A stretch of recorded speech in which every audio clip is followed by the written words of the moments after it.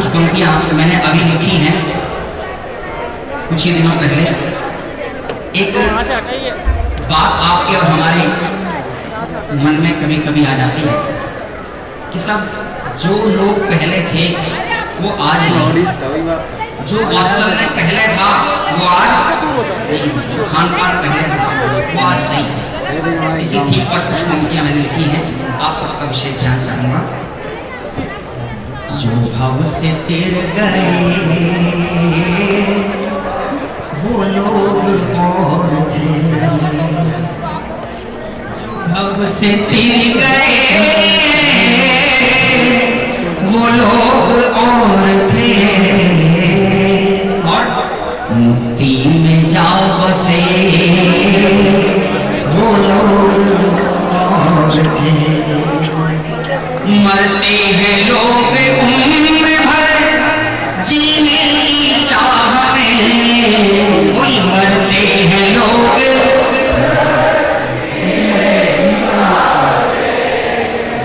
जो अमर हो गए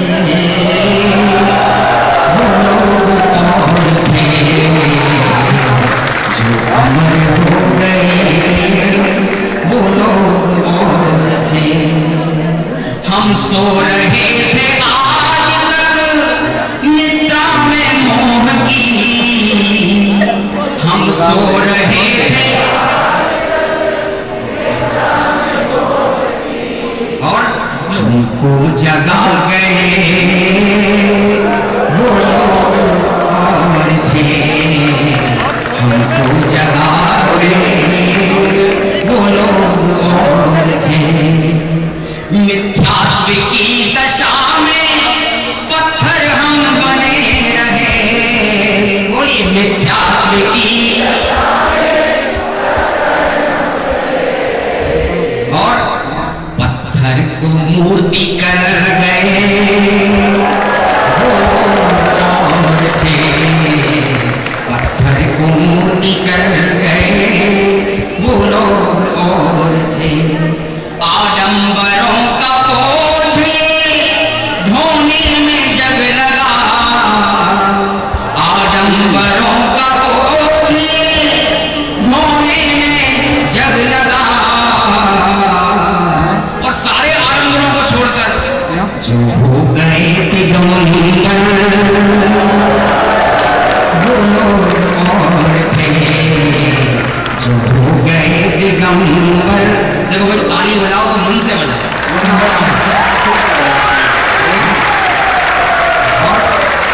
थोड़ा सा व्यंग आप तक पहुंचाना चाहता हूँ। कुटिया की थी जरूरत महलों की चाह की, कुटिया की थी, अभी उधर से आवाज नहीं आई, कुटिया की थी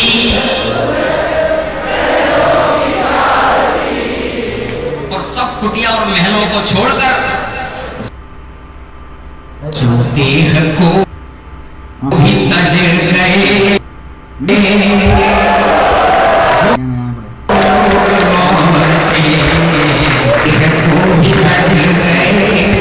वो लोग और थे, और मनमानी छोड़ के हमें जिनवानी दे गए, मनमानी छोड़ के हमें क्या है जिनवानी में अमृत पिला गए वो लोग और थे, अमृत पिला गए। आपको बताए अमृत क्या है? क्या है अमृत? कि सब कुछ नक्की है और ये बात एकदम ये अमृत है। देह चेतन एक है, यह वचन है व्यवहार का, और ये एक है कथन है। देखो गीत तो इस भवन में गूंज रहे हैं, मैं चाहता हूँ आचार्य कुंद कुंद की गाथाएं इस भवन में गूंजी। छठी गाथा का वाचन सब लोग मिलकर करेंगे। नभ हरि हो दिया पमतो न पमतो जाने को तुझो भाव जोर से एवं ना दो जो सो दो सो छेव ये अमृत है। इसलिए मैंने लिखा मनमानी छोड़ के सभी जिनवाणी दे गए अमृत पिला गए। आपको पहुंचाना चाहता हूं मुझे दीनहीन पामर सारा ये जग कहे मुझे दीनहीन पामर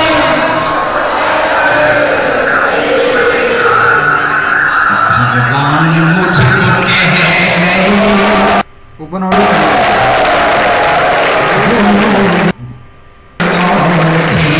भगवान मुझको पूरी कर मैं कह दूंगा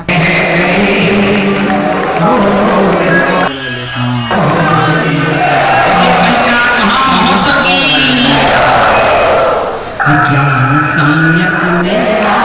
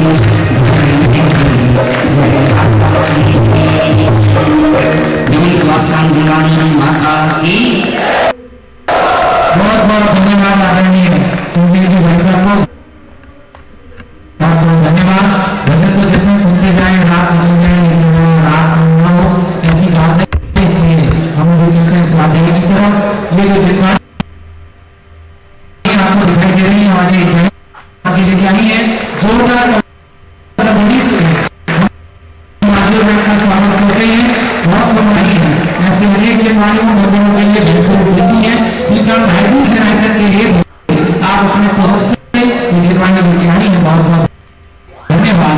आप चलते हैं हमारे एक मिनट सतपथ वाले एक बार आ जाए,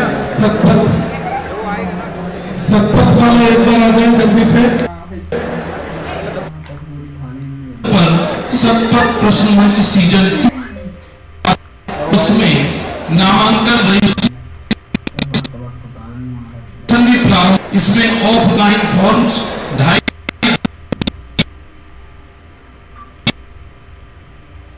जनायतन पंच कल्याण की सतपथ के स्थान पर अतः शीघ्र ही आप अपना और अपने इष्ट मित्रों का रजिस्ट्रेशन अवश्य कराएं। जय जिनेन्द्र।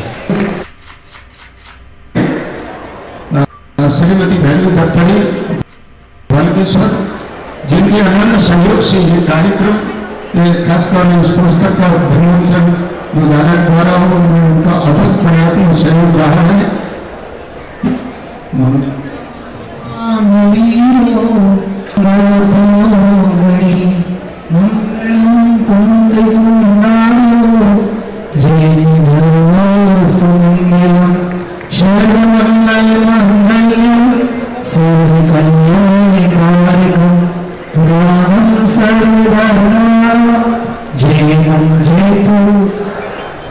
विपल भाई मोटा नहीं, आप भी पधारे हैं और हमारे देने का समय पंडित जी वचन करा लीजिए।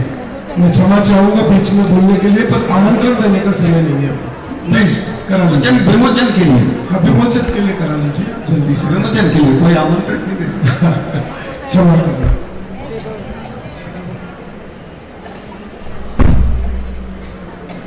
बोले श्री आचार्य कुंद देव की, प्रवचन सार परमागम ग्रंथ की। हमारे बाल ब्रह्मचारी श्रीमान हेमचंद जी देवलानी ने ये ग्रंथ इंग्लिश में किया है। हम बहुत बहुत ये जनवाणी के प्रचार प्रसार में इंग्लिश भाषा में उनका बहुत योगदान है और हम इस पूरी गायदीप की इस पंचकला की सभा हम उनका अभिनंदन करते हैं। मुझे बहुत प्रसन्नता है आज इस अवसर पर ढाई दिन की 15 प्रतिष्ठा के अवसर के दादा के द्वारा उसका विमोचन हो रहा और हमारे मोटा नदी और ये सबके द्वारा हुआ। और साथ में जो हमारे राजेश गांधी और उनकी बहन दफ्तरी, ये बालकेश्वर बॉम्बे रहते और ये अहमदाबाद, इनकी माँ ने इन्हें इतना अथक सहयोग किया, मेरी भर के पूरा धन द्रव्य इसमें लगाया तो ये कार्य संपन्न हो सका। इसलिए इनका भी बहुत बहुत समय अभाव के कारण दादा का बहुत बहुत धन्यवाद पंडित जी। हम बहुत क्षमा चाहते हैं, समय नहीं दे पा रहे हैं। 20-30 लोगों की विमोचन की पंचकला की सबकी लिस्ट है।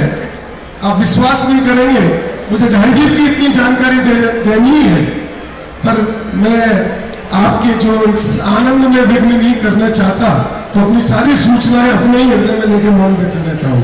पर दूसरों को मुझे समय देना पड़ता है, नहीं तो यहाँ से जाएंगे और बोलेंगे कि साहब आपने अब मुझे कुछ नहीं बोला, क्षमा करना। पर दूसरे मुझे जरूर क्षमा करें, मैं इतना कहना चाहता हूँ। एक ये हमारे डॉक्टर राजेंद्र बंसल जी की एक पुस्तक है, मोक्षमार्ग प्रकाशक निबंधावली।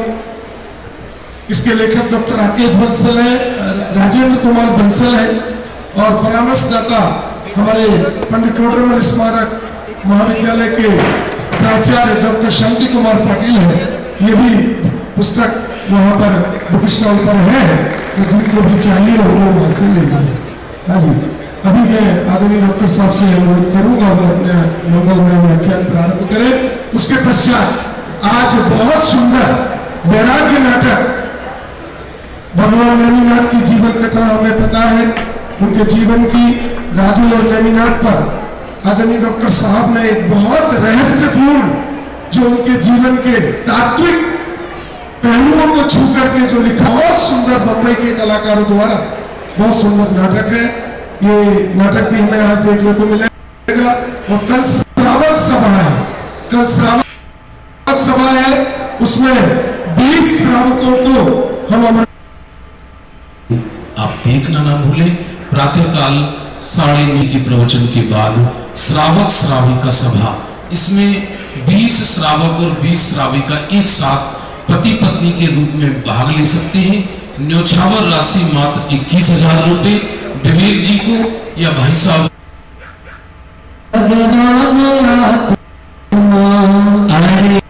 त्रिकाली ध्रुव है भगवान आत्मा, संख्या तो परदेशी अनादि अनंत आत्मा, इसके ही आश्रय से मुक्ति मार्ग पनपा, इसका दर्शन ज्ञान चरित मुक्ति मार्ग है। दर्शन ज्ञान चरणता मुक्ति है, शांत निराकुल भाव निरंतर ही रहता है, सहज भाव ही मुक्ति का सच्चा स्वरूप है। असहजता तो सदा रे संसार रूप है, अरे अशुद्धि तो आश्रव है बंध रूप है, शुद्धि की उत्पत्ति को संभर कहते हैं, और शुद्धि की वृत्ति को निर्वर्त है, और शुद्धि की पूर्णता को मोक्ष कराए। आनंद का रस कंद ज्ञान का पिंड मोक्ष है, अनंत वीर का धनी चंड पर चंड मोक्ष है, अरे अनंतानंत गुणों का पिंड मोक्ष साधी फिर भी है अनंत काल। यह सब होगा सहज एकदम सहज समझ लो, मुक्ति का तो मार्ग सहज सरल है। जब तक तुम ना हुए सहज तक ही समझो, तब तक गोते खाते रहना भवसागर में। भवसागर में गोते खाना इष्ट नहीं हो, तो तुम सभी परिणमन को ही सहज समझ लो। अरे आज तक कुछ भी असहज नहीं हुआ है, जो कुछ होता सभी सहज ही तो हो।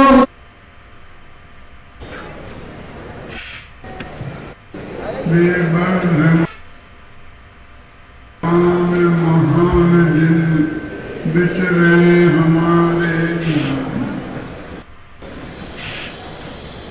जैन दर्शन अकर्तावादी दर्शन है और उसका सीधा सच्चा अर्थ अत्यंत सरल भाषा में इतना ही है कि एक द्रव्य दूसरे द्रव्य का कर्ता धरता नहीं है, यानी हमें पर में तो कुछ करना ही नहीं है।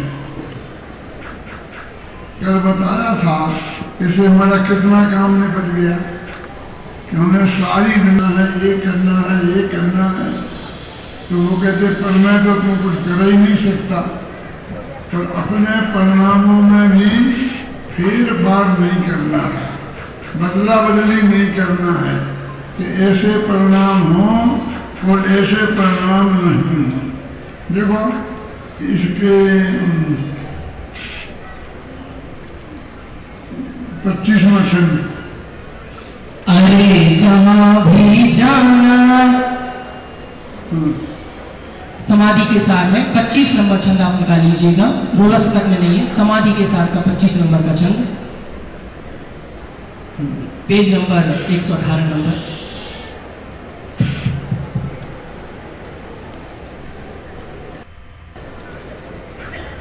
अरे जब इसमें ऐसे तो कुछ काम करें जिससे हमें अच्छा अगला फल मिले।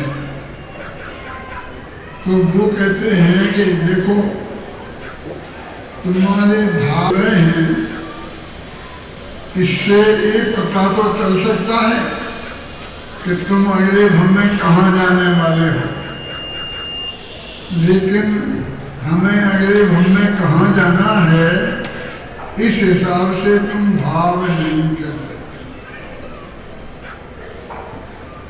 और जब हमें पता ही नहीं है कि किन भावों से कहाँ जाया जाता है, किसी पंडित ने शुभ करोगे तो मोक्ष में जाओगे अथवा स्वर्ग में जाओगे। उसके अनुसार अच्छे भाव क्या है, अच्छे भाव क्या है कि ये हम निरंतर परिग्रह के जोड़ने के भाव करते हैं, ये अच्छे भाव हैं। परिग्रह तो स्पष्ट पाप है। वो कहते हैं जब ये नियम है कि अरे जहां भी जाना है माने तुझे जाना है, तेरे जाने की इच्छा है नहीं, बल्कि तेरा जहां जाना नक्की है उसके अनुसार भाव होंगे। तू वहां एक अलग मैं कर लूंगा जैसे चाहूंगा भाव, तो ये संभव नहीं है। तुझे जहां भी जाना है माने तेरा जाना नक्की है, वैसे ही तेरे भाव होंगे। उन भावों के अनुकूल समय पर कर्मों के बंधन होंगे। जैसा कर्म का उदय आएगा और वैसा ही हमें मिलेगा संयोग आएगा। तो कहते हैं कि जहां तेरे को जाना है जिन संयोगों में, वो संयोग जैसे प्राप्त होते हैं जिन कर्मों के उदय में, तो तेरे भाव भी वैसे ही होंगे। इतना तो नक्की है। उन कर्मों में, उन भावों में ना कोई फेरफार होगा, उनमें कोई बदला बदली हम नहीं कर सकते। कुछ भी करने का भार नहीं, सब सहज भाव से ही। तेरे को जहाँ जाना है उसके अनुसार तेरे भाव होंगे कि मैं क्या करूं, कि तुझे कुछ नहीं करना है, वो सब सहज होंगे। नक्की है अनादि से। अपने शास्त्रों में प्रज्ञान योग के शास्त्र जिन्हें हम कहते हैं, उनमें कदम कदम पर ये बातें आती हैं कि ऐसा करेगा तो ऐसा होगा, ऐसा करेगा तो ऐसा होगा, ऐसा करेगा तो ऐसा होगा। और वहीं फिर ये बता देता है कि तुम इतने भव में वहां जाएगा, वहां से वहां जाएगा, वहां से वहां जाएगा। तो करेगा वैसा जानना है कि जहां जाना है वैसे भाव होंगे, है ना।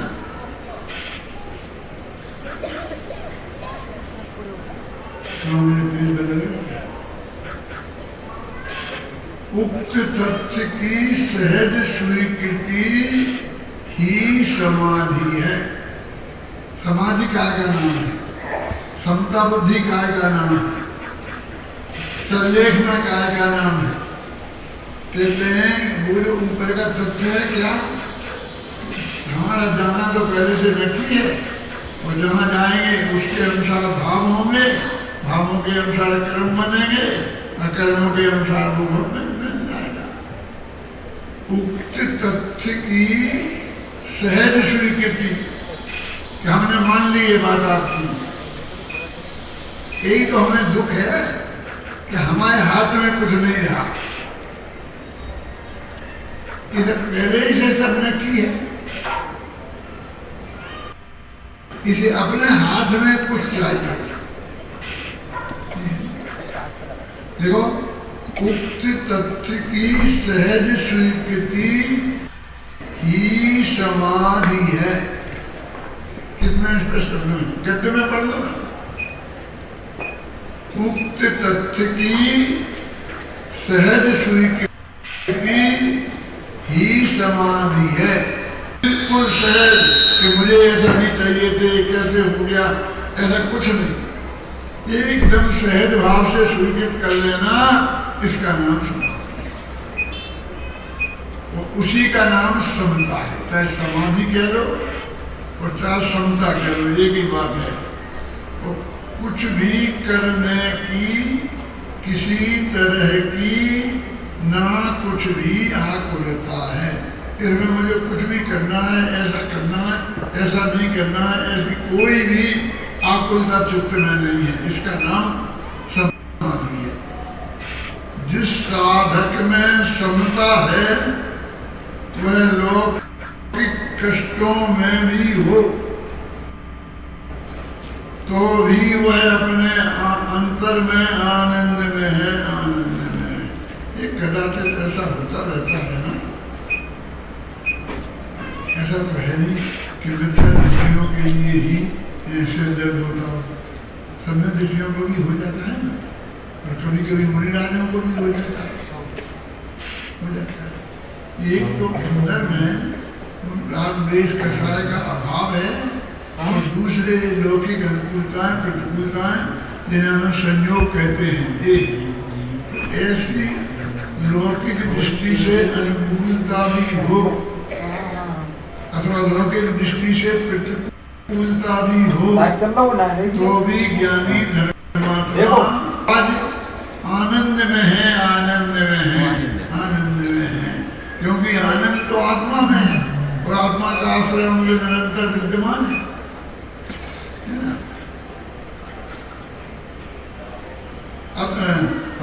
ये समाधि तो सुखमय है। समाधि का नाम है, सुख का नाम। और हमें तो ऐसा लगता है कि समाधि मान ले लो तो अभी आ रहा समाधि मान माने खाना छोड़ दो, पीना छोड़ दो, ये छोड़ दो, वो छोड़ दो, और फिर बहुत कष्ट होगा, ऐसा हमने समझ रखा है। उसमें कष्टों का काम नहीं। ये समाधि तो सुखमय है, उसमें कष्टों का काम नहीं। अद्भुत समाधि है, शांत भाव। शांत भाव इसका नाम समाधि है। वो अद्भुत है, उसमें अशांति का नाम नहीं। कष्टों की काला दिखे हमें, अंतर की शांति नहीं दिखती। हम बातें बड़ी बड़ी करते, अंतर की भ्रांति नहीं मिटती। जब भी चर्चा आती है कि मुनिराज कितने कष्टों में है, गर्मी के, सर्दी के, बीमारी हो जाए, एक दफे खाना, उसी वक्त पानी पी लिया, और फिर उसमें गला सूख है तो पानी नहीं पी सकते हैं, और दूसरे दिन भी आहार को जाएं और वहाँ अंतराय हो जाए तो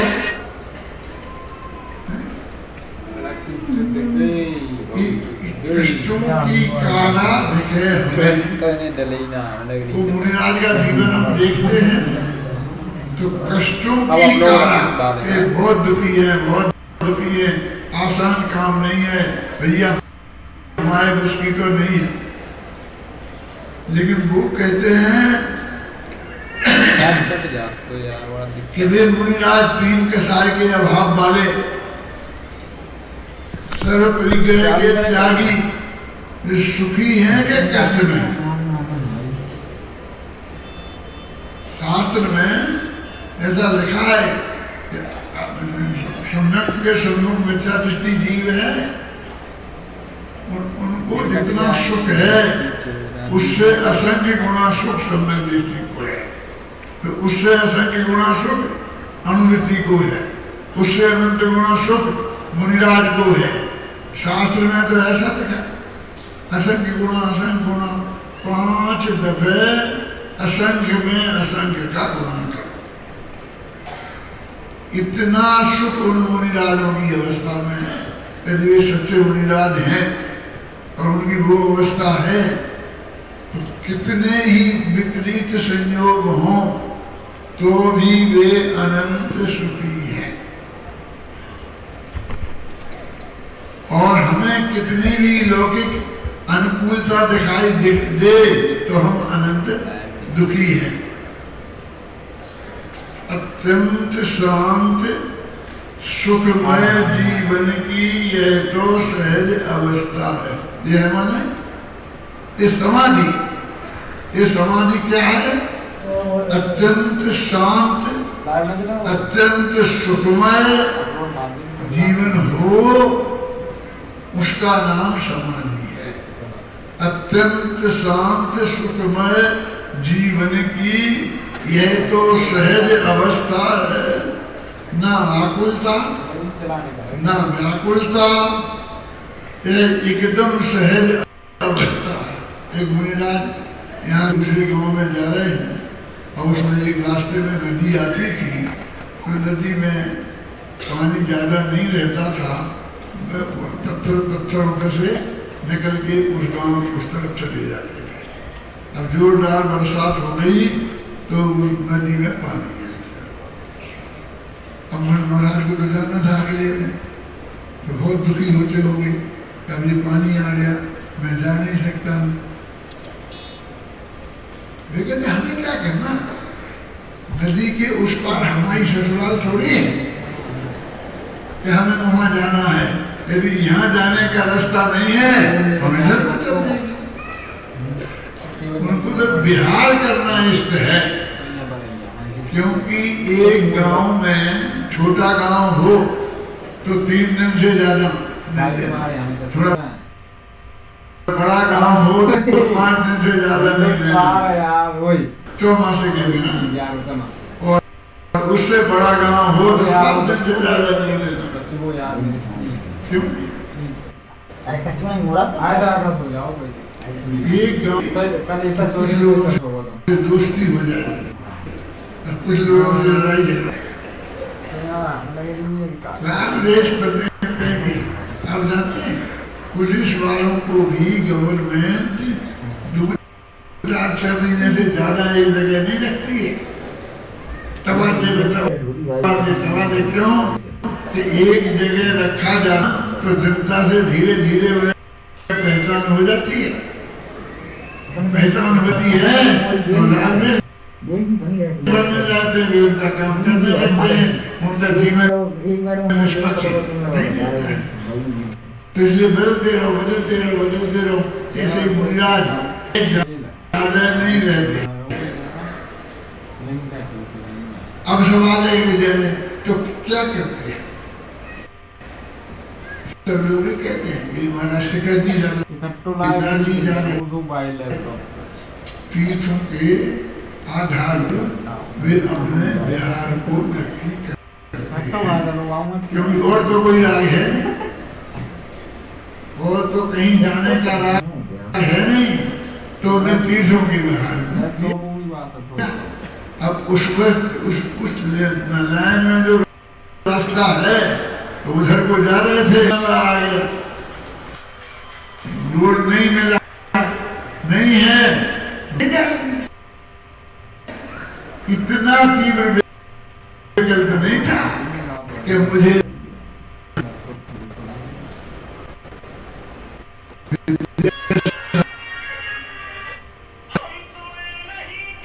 महाराज से ये कहा गया, कहते थे लोग कि महाराज आपका बिहार किधर का होगा, शिखर जी की तरफ होगा, हमारा गांव भी आता है, उसमें भी पता। तो मैंने क्या जवाब देते हैं? जो उनके निकट संपर्क में लोग रहते हैं उन्हें ज्यादा अच्छी तरह मालूम होगा। हम तो उतने ज्यादा निकट संपर्क में नहीं रहते हैं। शास्त्रों में लिखा है और वो कहते भी हैं कि देखो क्या होता है। सुना, यहाँ ऐसे लोग बहुत होंगे कि जिन्हें ये बात मालूम होगी कि वे नहीं बताएंगे कि हम इधर को जाएंगे। तो ये देखे क्या होता है, क्या है, ये क्या जवाब है? क्योंकि यदि वे कहें कि हम जाएंगे कल इधर को और दो रास्ते में लोग आएंगे, कुछ कुछ संयोग बने, उनकी इच्छा के विरुद्ध भी हो सकता है। तो वो ऐसा नहीं है कि उन्हें उनका नक्की नहीं है, मन में तो नक्की होते ही है ना, लक्ष्य से तो विहार कर ही रहे ना। फिर ऐसा क्यों कहते हैं कि देखिए क्या होता है। खुद हमारे जयपुर में आए थे, बहुत दिन पहले की बात है, करीब 40 साल हो गए हमें परमानंद, तुम छोटे छोटे हो गए। तो हम उनके पास गए, पासनाथ वो भजन भवन है ना, जहाँ मुनिराज लोग करते हैं जयपुर में। तो हमने कहा आपका बिहार होगा तो रास्ता इधर ही है, किधर से आप जाएंगे, तो आप हमारे टोले में दर्शन करते चले जाए। तो उन्होंने हमसे कहा देखे क्या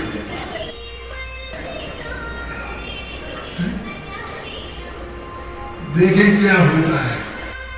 तो हमें पता चला कि ऐसा क्या जवाब दे रहे, ये भी नहीं कह रहे कि आएंगे, ये भी नहीं कह रहे कि नहीं आएंगे, निमंत्रण दे दिया है, अब हम क्या करें। हमें तो तैयारी करनी ही पड़ेगी, स्वागत करना चाहते हैं तो हमें करके बैठे नहीं है।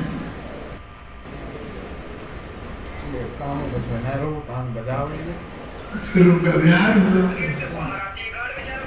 तो एक हमारे टोडरमल स्मारक भवन के मंदिर में आ गए। तो हमने कहा भाई हमें कीजिए, महाराज भी आ गए,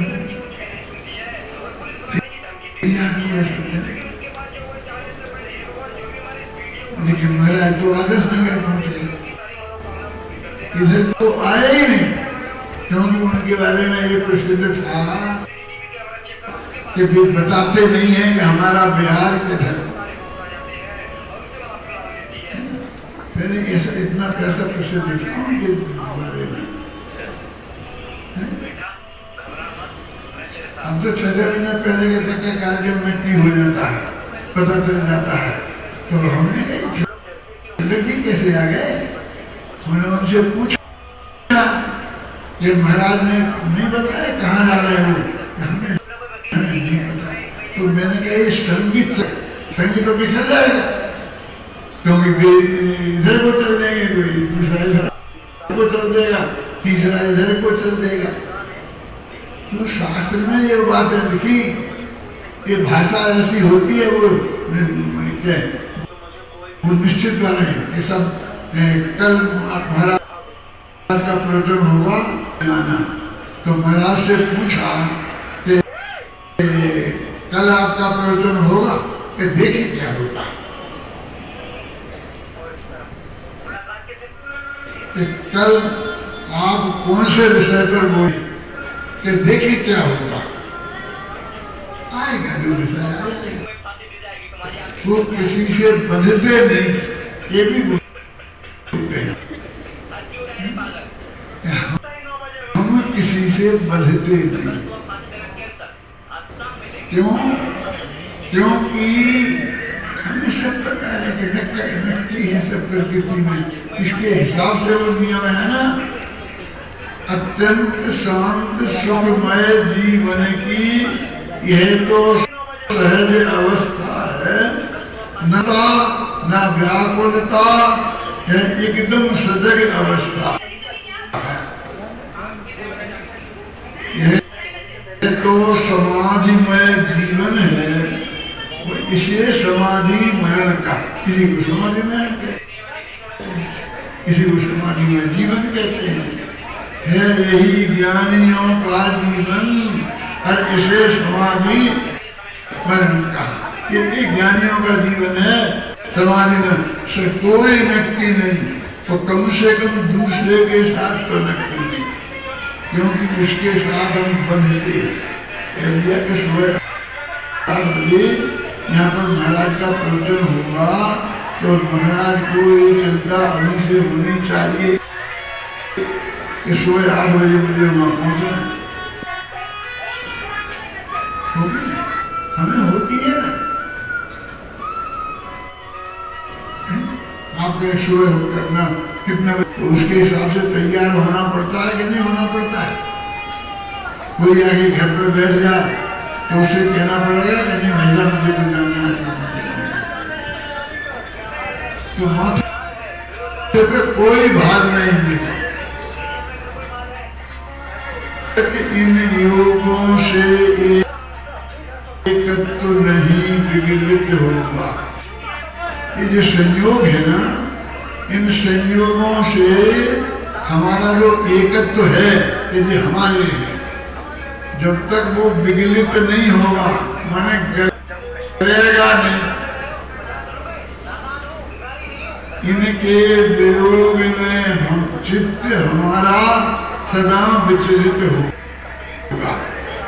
इनसे हमारा अपना, तो जब भी इनका वियोग होगा तो हमें आकुलता अवश्य होगी। जब से संयोगों से विरक्ति का भाव नहीं आएगा हमारे जीवन में, इनसे लगाव न छूटेगा, तब तक हमारे जीवन में शांति नहीं हो सकती। इनसे लगाव न छूटेगा तो शांति न होगी जीवन में। तो कहते क्या करें, समाधिमय जीवन है तो मन समाधिमय होगा। यदि जीवन समाधिमय नहीं है तो हमने समाधिमय कर लेना, तो ऐसा नहीं होता है। यदि जीवन है आकुलता में, तो मरण कहाँ सुखमय होगा। संयोगों से एकत्व करो, ममता छोड़ो, संयोगों से कर्तापन भोक्तापन तोड़ो, अपनापन जोड़ो अपने से। इसका नाम समाधि है। अपनाओ अपने से, अरे अपने में ही जमो रमो, अपने में स्वयं समा जाओ, अपने में ही तुम हो जाओ, अपने में अपनापन, अपने में अपना सब कुछ है। हम स्वयं ही सब कुछ है। ये समाधि का क्या करना, जब हम स्वयं समाधि में ही, हमारा भगवान आत्मा स्वयं में अपनापन करता है, स्वयं को अपना जानता है, स्वयं को अपना मानता है, और हम क्या समाधि ले, हम तो समाधि के ही बने हुए हैं। साधारण सी बात है। ये सारे संयोग वियोग कोई बहुत बड़ी बात नहीं है। कि तुम्हारे हिसाब से नहीं होते हैं कुछ, है ना। अरे सहज स्वीकृत करो यह संयोग वियोग, महिमा समता भाव की जग में अपरम सम्यक सुखमय शांति का एकमात्र आधार। ये समाधि के बारे में उसका स्वरूप है, मैंने संक्षेप में बताया। और साथ में वो शुरू किया था ना, क्या किया था,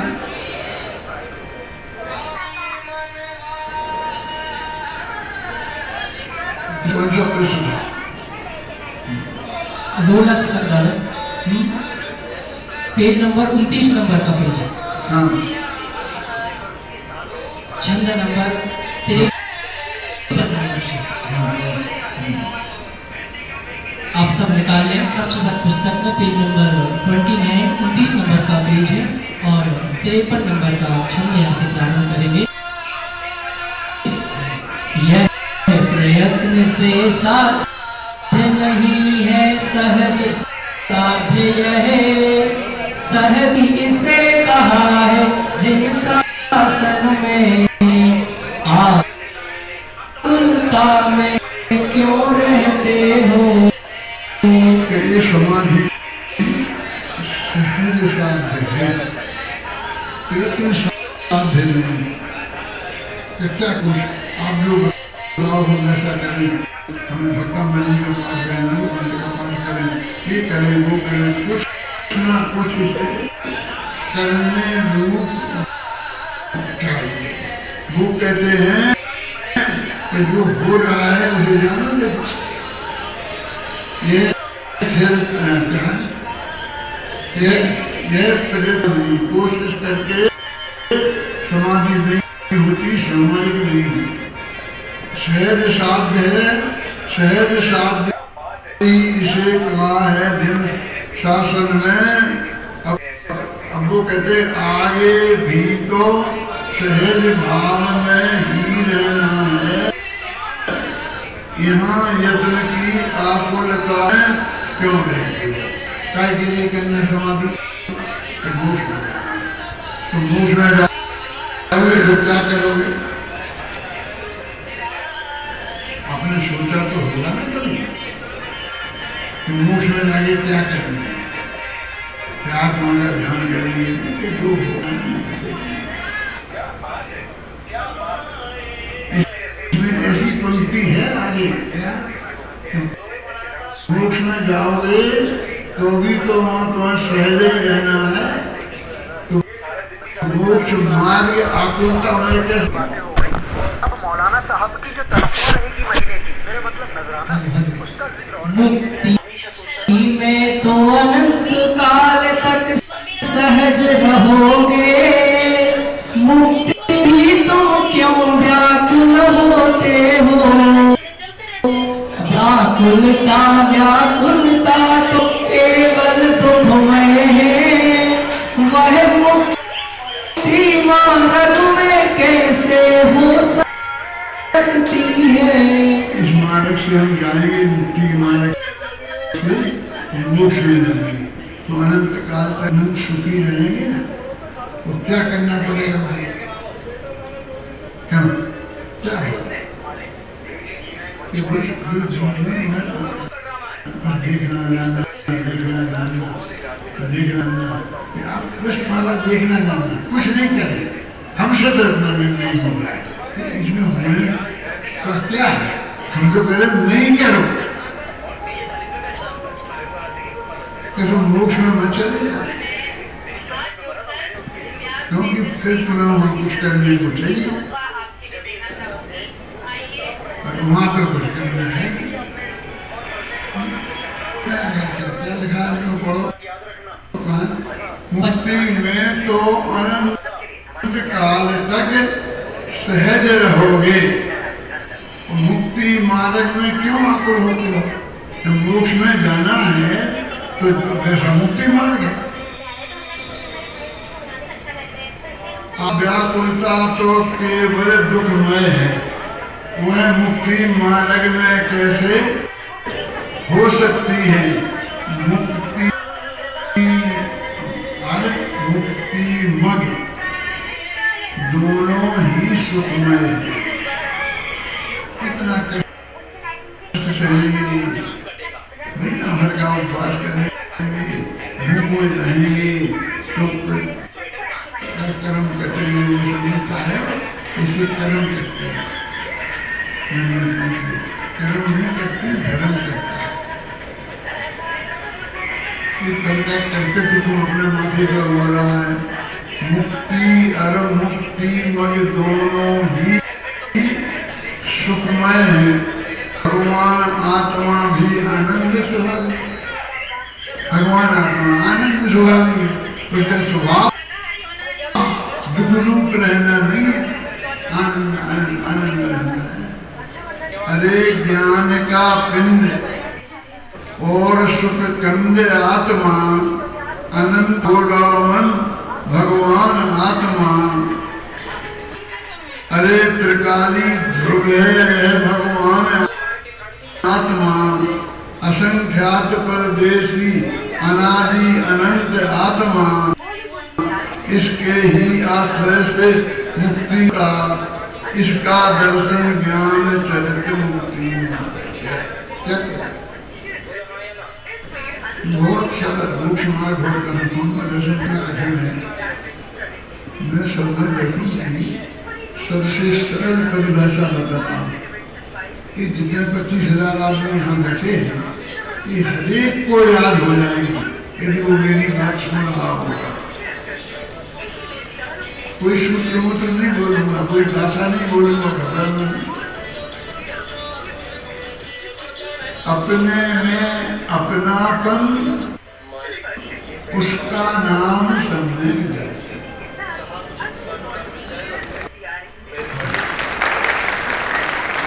और बोलो, अपने में अपनापन उसका नाम है सम्यक।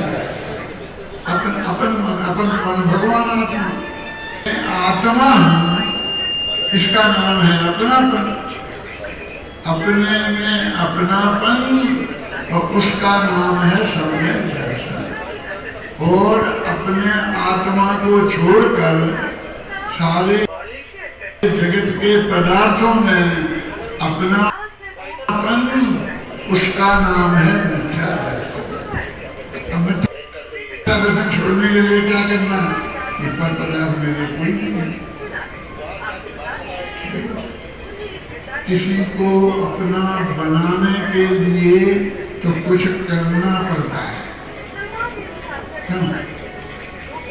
लेकिन किसी को में से अपनापन तोड़ना है तो उसके लिए क्या करना? तो क्षमा कर दे। बस एक बात है कि जब अपने में अपनापन सम्यक दर्शन है तो पराय पदार्थों का दर्शन है, तो अपने पराय की पहचान करना पड़ेगी। क्योंकि वो पहचान नहीं होगी तो हम किसी पर पदार्थ में अपना समझ के और उसमें अपनापन करेंगे तो मिथ्या दर्शन हो जाएगा।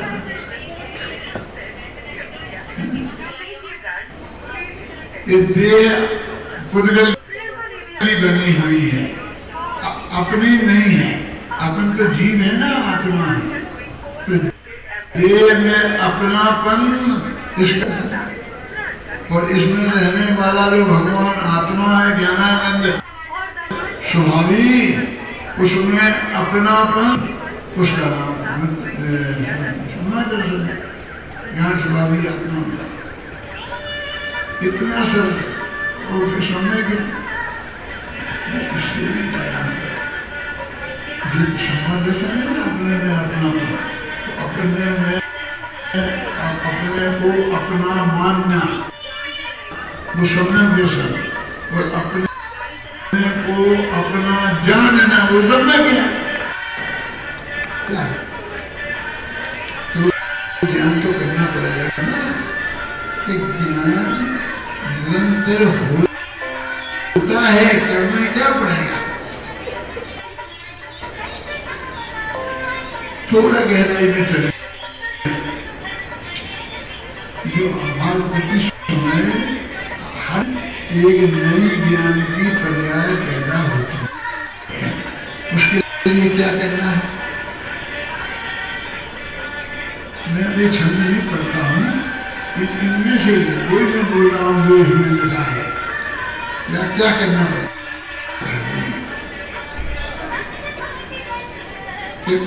वो जो आत्मा है, जो अपन है ना, वो ये जानना है, इसका नाम सम्यक ज्ञान। वो ये मानना है, इसका नाम सम्यक ज्ञान।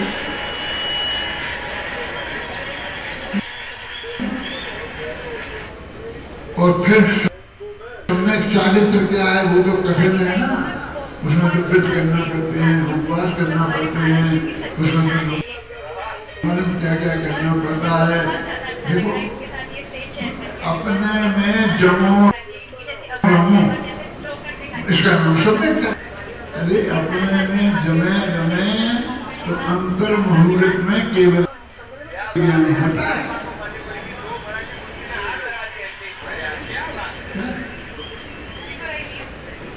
भरत चक्रवर्ती ने अंतर मुहूर्त में केवल ज्ञान प्राप्त कर लिया, और उनके भाई जिन्हें अपने घोर तपस्वी कहते हैं, उनका रस लग गया। क्या? कि अपने में अपनापन नहीं कर पाए, कि अपने में अपनापन तो कर लिया था उन्होंने, ये जान भी लिया था और मान भी लिया था, लेकिन अंतर मुहूर्त तक लगातार ये जमे नहीं रह सके, उसमें उपयोग यहाँ लग गया तो वो उसमें केवल यहाँ की प्राप्ति नहीं। देखो मैंने भरत का अंतर्द्वंद एक किताब लिखी है, वो सब आप लोगों तक पहुंच गई। तो कहते क्या अंतर्द्वंद था, भरत के अंतर में क्या द्वंद था, बाहुबली के अंतर में क्या द्वंद था, उन्हें क्या करना था, स्वयं को जानते थे, स्वयं को मानते भी थे, तो लगातार अंतर मुहूर्त तक वे जमे नहीं गए। जो कहते हैं कि उन्हें ऐसा लगा था कि मैं भरत की भूमि पर, क्यों? तो जब भरत को मालूम पड़ा तो वे गए और उन्होंने प्रार्थना करी कि हे भगवान, आप काय की मेरी जमीन काय की, ये जमीन तो आपकी ही है, हमारी तुम्हारी लड़ाई भी थी ना, तो उसमें तो कोई जीते थे, तो तुम्हारी हो गई ना, हमारी तो नहीं रही, केवल ज्ञान हो गया। आप बताएं, इसमें तुमको समझ आने लगती कि बस हमने इस वजह से उन्हें और वो दीक्षा ले गए थे तो उसे भारत की जमीन मानते थे।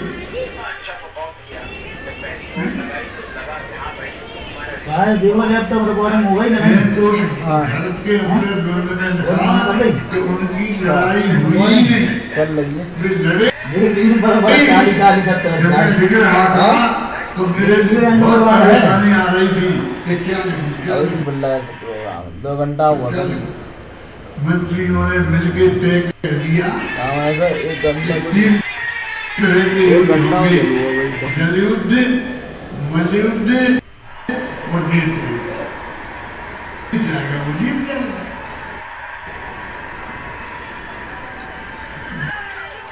मंत्रियों ने वो सोच समझ के निर्णय किया था कि ये लड़ने में पूरे लड़ने में उतारू है, तो यदि वे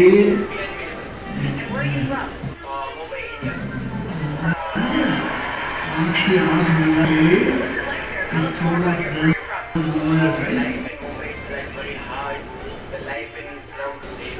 तो फिर पानी डालेंगे एक दूसरे पर तो माथा ठंडा होगा। युद्ध के नाम पर गले से गले मिलेंगे तो फिर तो प्रेम उमड़ जाएगा और सब निपटा जाएगा। इसीलिए उनके मन में भी ये था कि मुझे ये लड़ाई होगी, हो गई। और भरत चक्रवर्ती भी लड़ने चाह रहे थे। अभी मैं कुछ नहीं कहाँ लिखा, तो मैंने किताब बनाई ना शासक से, तो उसमें लिखा तो क्या किया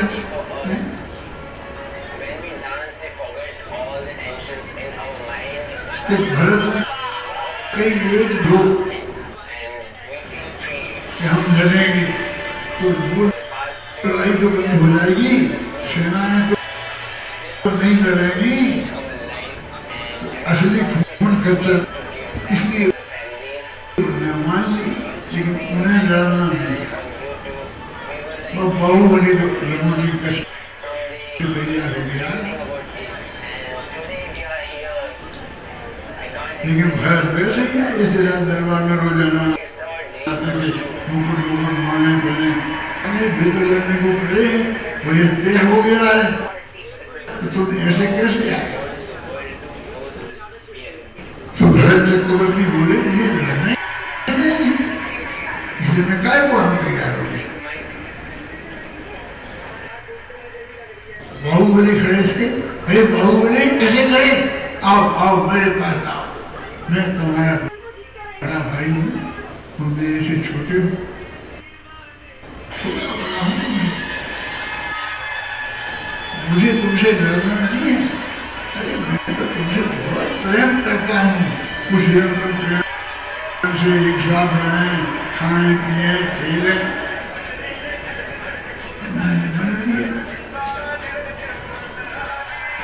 और कहा कि नहीं, आप मेरे से लड़ोगे नहीं तो चक्रवर्ती नहीं बन पाओगे। ये समस्या है ना, लड़ोगे नहीं तो चक्रवर्ती नहीं बन पाओगे। ये चक्रवर्ती बनना किसको है? मैं तो पहले ही सोचता था कि चक्रवर्ती बनना ऋषभदेव के प्रदर्शन में नहीं आ पाता। तो जाता हूं तो कभी आपके बारे वही नहीं होता। मैं तुम्हें से लड़के तुम्हें मार नहीं सकता इस चक्रवर्तित्व के लिए। तुम चक्रवर्ती में अंदर में प्रवेश नहीं करेगा। जाओ, मुझे जाना है वो जाए, मुझे कहीं नहीं जाना। ऐसे मिले मिले अनोखा था उनका अंदाज। तुमने चित्रकार से कहा कि मुझे इस लेन का चित्र चाहिए। कौन सा?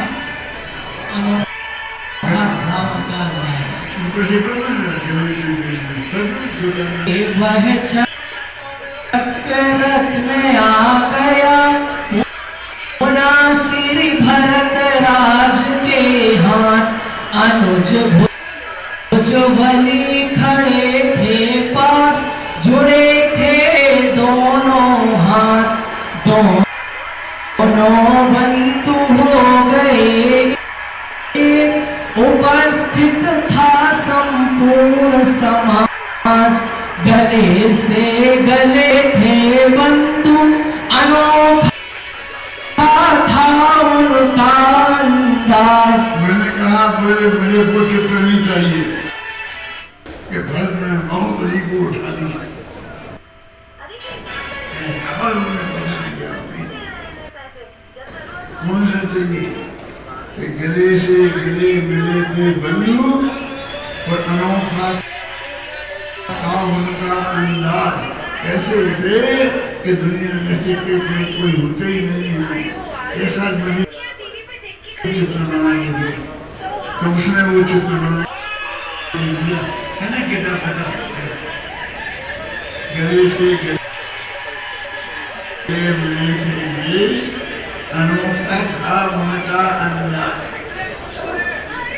इससे और बढ़िया होंगे मिलने का चित्र आप बना सकते हो तो बना के मुझे दोगे तो मैं इसे हटा के उसे लगा। वो लड़े ही नहीं, लड़ने की दोनों मोक्षगामी महापुरुष लड़ने वाले थे। जरा सुनना तुम ध्यान मेरी बात, 2 मिनट और बस। उन्होंने कहा कि भाई बेटा अब तू अच्छा बड़ा हो गया है, अब तू जीत गया। मैंने हार मान ली तेरे से, हार मान ली ना। अब तू जीत गया, अब तू राज्य तू ही कर। मैं तो कहूँगा तो ऋषभदेव की दिलहनी में राज होगा। बाहुबली ने कहा कि भाई साहब आप क्या बातें करते हो, हम तो आपके को जानते थे, पहचानते थे। नहीं समझ में नहीं आ रहा था कि जो लोग कहते हैं भरत जी घर ही नहीं लाएगी, भरत जी कैसे नहीं लाएगी। ये बहुत अच्छी पंक्ति है कि अपने हार कर जीतना और जीत कर हारना की कला जैसी आप में है, हमने किसी दूसरे में नहीं देखी। हारने और जीतने की कला समझे ना। मैं नहीं लग सकता ये बात। एक बात कहूंगा, हर चक्रवर्ती की 56,000 शादियां हो गई थी ना युद्ध के समय में। अब भी 56,000 जो पत्नी थी वे बाहुबली की कौन थी? भाभी थी। वो भाभी तो माँ के समान होती है। अब वे बाहुबली की माता थी। क्या यदि बाहुबली राज्य करते संजय जी तो उन माताओं का क्या होता?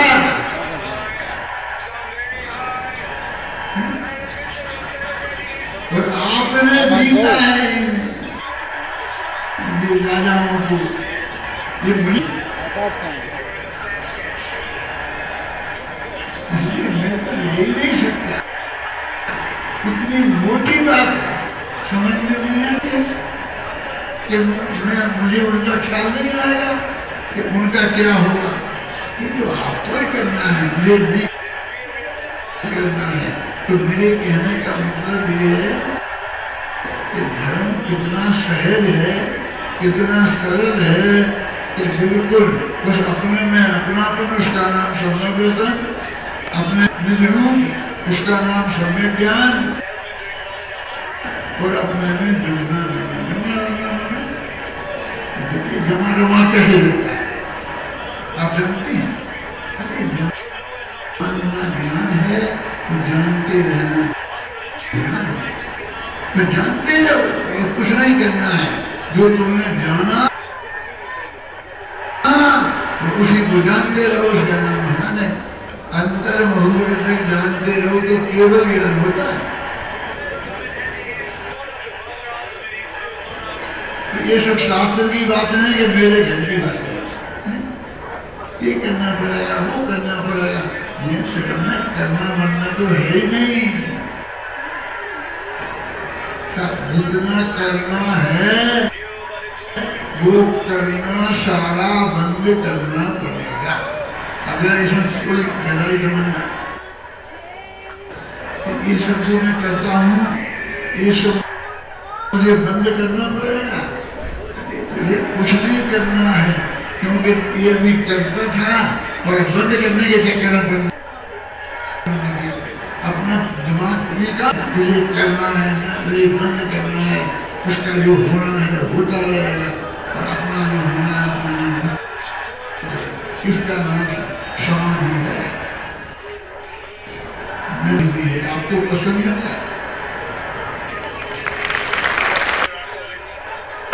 क्या करना पड़ेगा? कोई तकलीफ का काम नहीं है। जानते रहो, सहज भाव से जानते रहो। कुछ जानने में भी जबरदस्ती मत करो। एक बात बताता हूँ, अपना एक परीक्षा में सूत्र नाम का शास्त्र उसमें ऐसा लिखा है कि अपना ज्ञान फिर सब ज्ञान है ना, ज्ञान माने केवल। तो केवल ज्ञान में क्या जाने और क्या नहीं जाने वो तो सबको जानता है, इसलिए चुनाव का कोई सवाल नहीं है। लेकिन जो क्षयोक्षम ज्ञान है हमारा वाला वो नहीं जान सकता। तो कुछ को जानेंगे तो चुनाव करना पड़ेगा, इसे चुने, इसे चुने, इसे जानेंगे, इसे जानेंगे, इसे जानेंगे।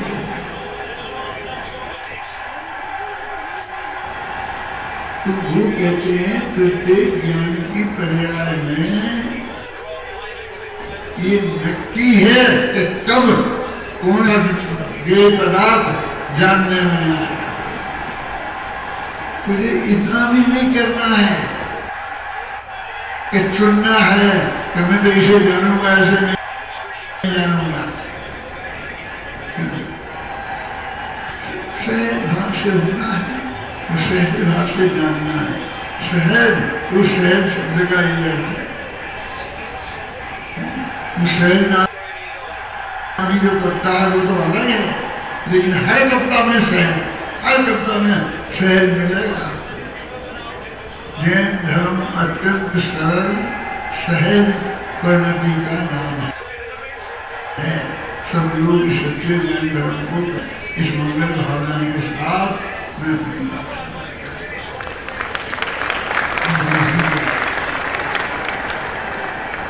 संक्षिप्त में जनवाणी स्तुति कर रहे हैं। निज निधि निज में बताई यह नाश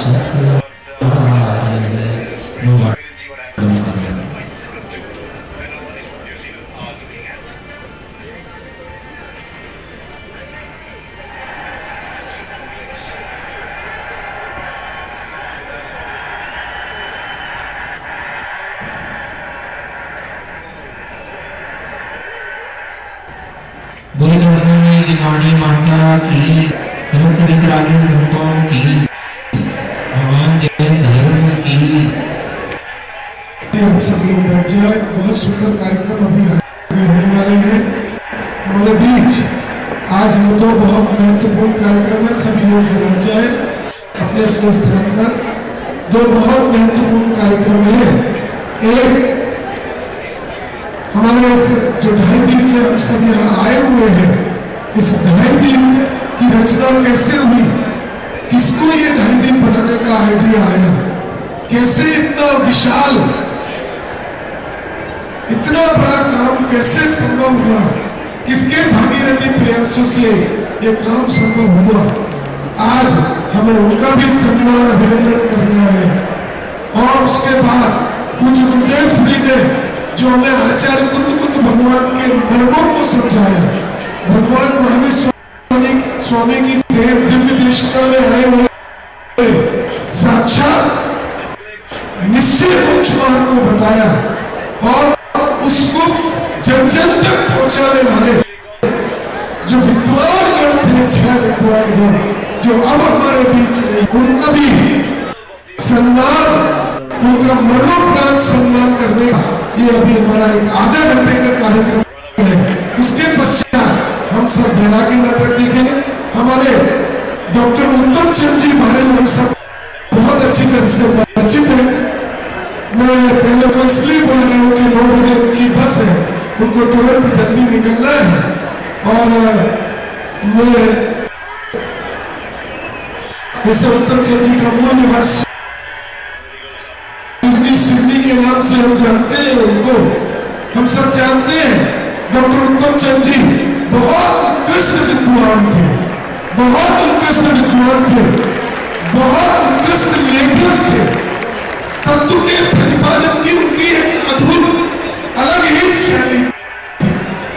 उनकी बात प्रवचनों में विषय वस्तुओं की इतनी स्पष्टता होती थी। जिन्होंने उनके प्रवचन सुने हैं वो सब आज उनका नाम सुनते ही रोमांचित हो जाते हैं। उनके घर में मुझे एक बार आज से लगभग जब मैं टोलेवर स्मारक भवन के समय शिखर जी में कार्यक्रम हुआ था, उस समय निमंत्रण के लिए छिंदवाड़ा गया। उनके घर में जिनवाड़ी का विशाल 10,000 से अधिक शास्त्र संग्रहित है और एक शास्त्र ऐसा है मानो कितनी गिने से उसको संभाल करके उसकी पूरी लाइब्रेरी, उसका पूरा रजिस्टर, माने जिनवाड़ी के प्रति उनको कितना बहुमान था। आप भी आज भी विवेक जी ने उसको सहज संभाल करके रखा है। आज भी हम देखेंगे तो दंग रह जाएंगे कि उनका जिनवाड़ी के प्रति कितनी भक्ति थी। मैं विवेक जी को यहाँ आमंत्रित कर रहा हूँ और वो जो सम्मान पत्र है आदरणीय डॉक्टर साहब के हाथ से वो हम विवेक जी को इसका वांछन मैं करता हूँ। इस सम्मान पत्र में क्या है? श्री कुंद कहान दिगंबर जैन शासन भावना ट्रस्ट में हमारे इस ट्रस्ट की महामंत्री सोनल जी को भी मैं अनुरोध करूंगा कि मैं अगर ऊपर आ सके तो एक बार आ जाए। श्री कुंद कहान दिगंबर जैन शासन प्रभावना ट्रस्ट तीर्थधाम 2.5 दिन जिनायतन इंदौर, पंडित उत्तम चंद जी जैन सिवनी दिगंबर जैन धर्म के आध्यात्मिक रहस्यों को उद्घाटन करने वाले आध्यात्मिक सत्पुरुष श्री काजी स्वामी के सानिध्य में रहकर वीतरागी तत्व ज्ञान के मर्म को आत्मसात कर करुणापूर्वक भव्य जीवों को मोक्ष मार्ग की निरंतर प्रेरणा व उपदेश देकर आपने जन शासन की धर्म ध्वजा को निरंतर आगे बढ़ाने का जो महान कार्य किया है वह आपके इस योगदान को सम्मान देने हेतु हम मनोप्राण आपका अभिनंदन करते हुए अनुभव कर रहे हैं। अजित प्रसाद जी जैन अध्यक्ष, डॉक्टर उत्तम चंद जी बारिन कार्याध्यक्ष, श्रीमती सोनल मुकेश जैन महामंत्री एवं समस्त ट्रस्टीगण श्री कुंद कहान दिगंबर जैन शासन प्रभावना ट्रस्ट इंदौर मंगलवार 24 जनवरी 2023 में जोरदार ध्वनि से आदरणीय उत्तम चंडी साहब को याद करते हुए आज ये हमारे उनके सुपुत्र और धर्ममान में आगे बढ़े समाज उनके परिवार के एक बार पूरा सदन डॉक्टर उत्तम चंडी भारण के इस मरणोपरांत सम्मान में एक बार जोरदार तालियों से हम उसके का जो उन्होंने महान कार्य किया है आज इस मंच कल्याण के अवसर पर हम उनका बहुत बहुत अभिनंदन करते हैं, बहुत बहुत स्वागत करते हैं। धन्यवाद।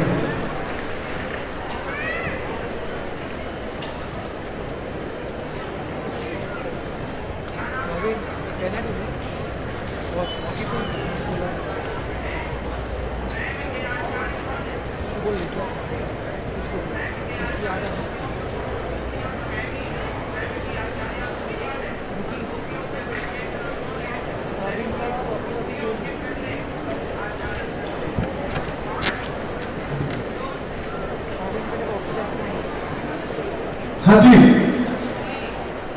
हमारा जो ये सम्मान का कार्यक्रम है महान व्यक्तित्वों के लिए है जिन्होंने जैन शासन की इस मूल तत्व ज्ञान की धारा को आगे बढ़ाने में समर्पित कर दिया। जैसा कि मैंने आपको पहले बताया था, आज इस दीप के इस प्रांगण में हम बैठे हुए हैं। भाईदीप चिनायतन इतना विशाल, इतना भव्य, मुकेश जी ने तो इसके भाईदीप के आगे एक शब्द छोड़ा था, वो उनकी परिकल्पना थी अद्वितीय। पहले ऐसा लगता था कि क्या अद्वितीय होगा, और आज जब उसकी छटा देखने जाते हैं अभी तो 25% बना है। मैं आपको सच बोल रहा हूं, उसके अंदर अभी जहां भगवान विराजमान होंगे उतना ही कार्य हो रहा है। अभी भाईदीप जिन्होंने स्वाध्याय भवन, एग्जीबिशन हॉल और ऊपर का जिनालय, ये सब बनके तैयार होंगे।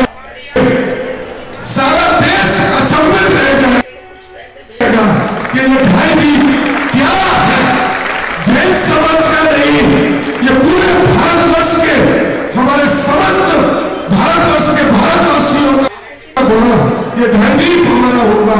ये जो स्वप्न दृष्टा थे हमारे श्री स्वर्गीय मुकेश जी थे, हम जानते हैं बहुत मेहनती।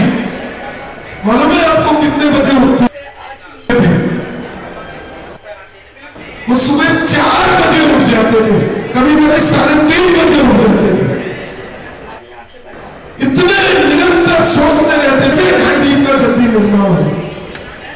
भाईदीप के लिए पूरा उन्होंने अपना जीवन न्यौछावर कर दिया था। इतनी धर्म की रुचि थी। पहले इंदौर में रहते थे, भाईदीप बनाने से पहले तत्व की रुचि से देवलाली चले गए कि वहां जाके स्वाध्याय आदि अपने जीवन को परिवर्तित करूंगा। पूरा परिवार, 16 की सृष्टि, उनकी धर्मपत्नी और उनकी सुपुत्री साथ में देवलाली गए। देवलाली कई वर्षों रहे और देवलाली के ही इस प्रांगण में उनको एक विचार आया कि जैसा देवलाली है वैसा कुछ अद्भुत हमें कार्य करना है। और डॉक्टर संजीव जी के प्रेरणा से, उनके मार्गदर्शन में उन्होंने इस भाईदीप का स्वप्न देखा और उसको साकार करने का भागीरथी प्रयत्न किया। हम सब जानते हैं उनके जीवन में बहुत उतार चढ़ाव है। भाईदीप को बनाने में उन्होंने बहुत उतार चढ़ाव देखे, पर वो बिल्कुल पर्वत की तरह अडिग रहे, जरा से भी है, क्योंकि उनके साथ आदरणीय डॉक्टर साहब का साथ।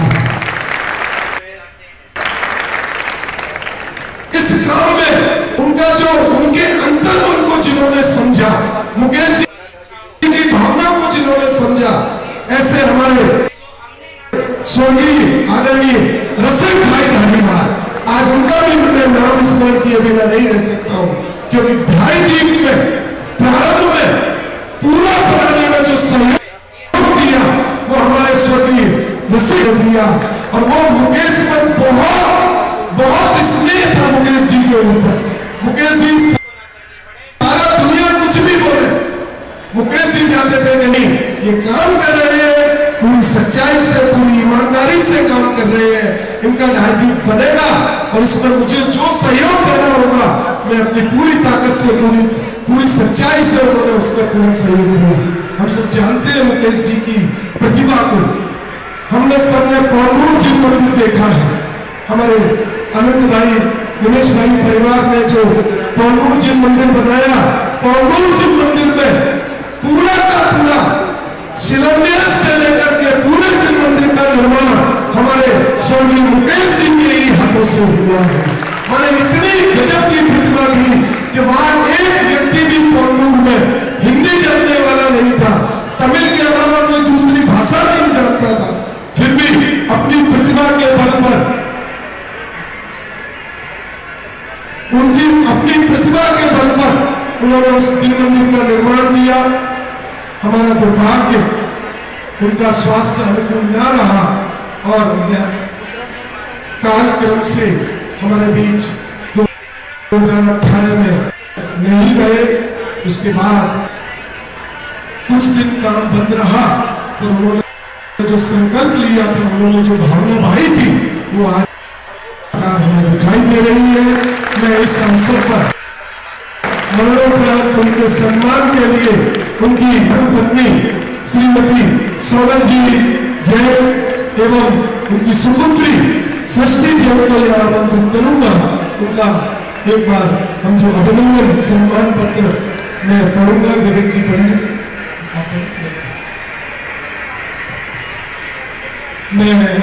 हमने ढाईदीप ट्रस्ट में क्या अभिनंदन दिया है।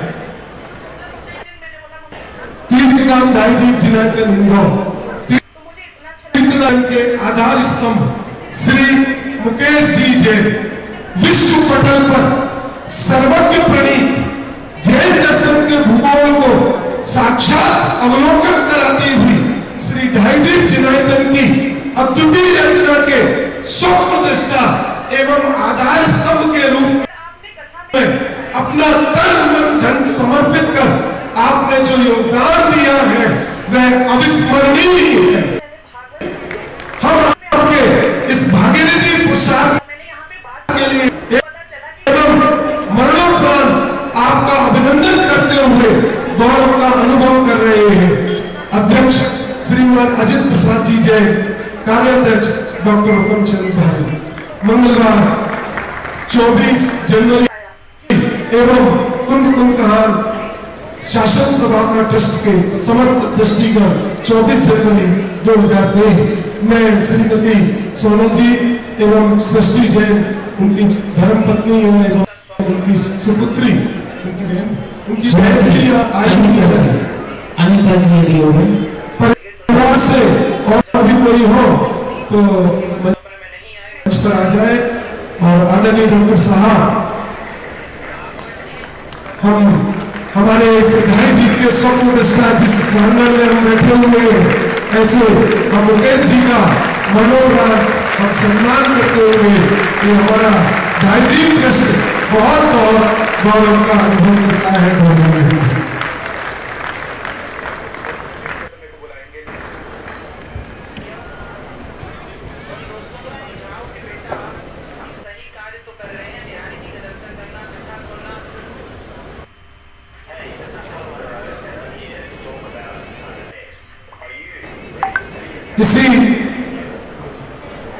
इसी सम्मान की इस श्रृंखला में हम सब जानते हैं,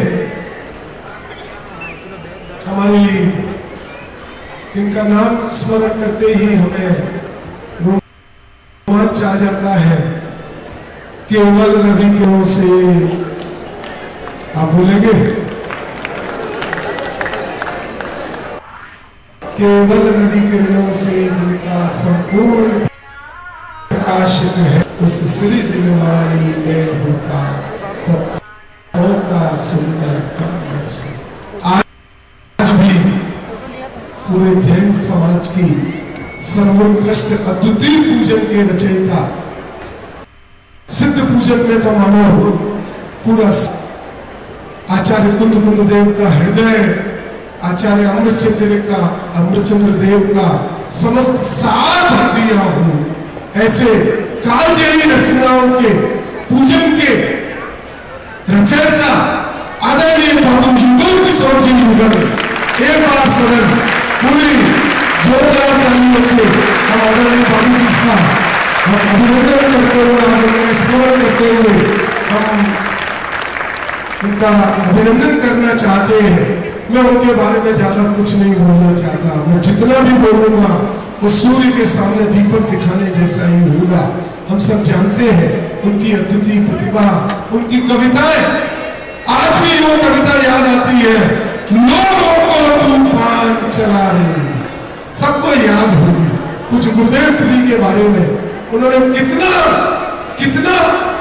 एकदम जो कहते हैं ना गंभीर गौरव से उनका एक एक शब्द एक एक प्रवचन मन ऐसा लगता है कि साहित्य की धरा का मने अमूल्य गौरव है।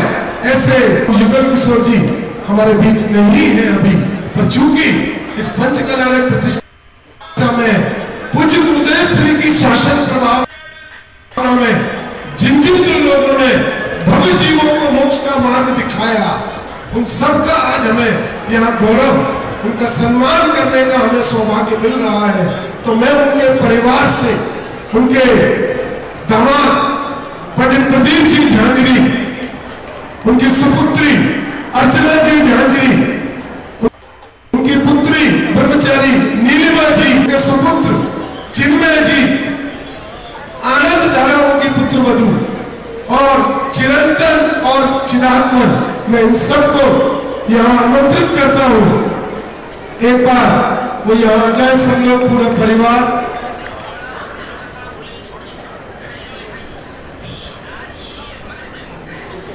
ये इस महान हम कहें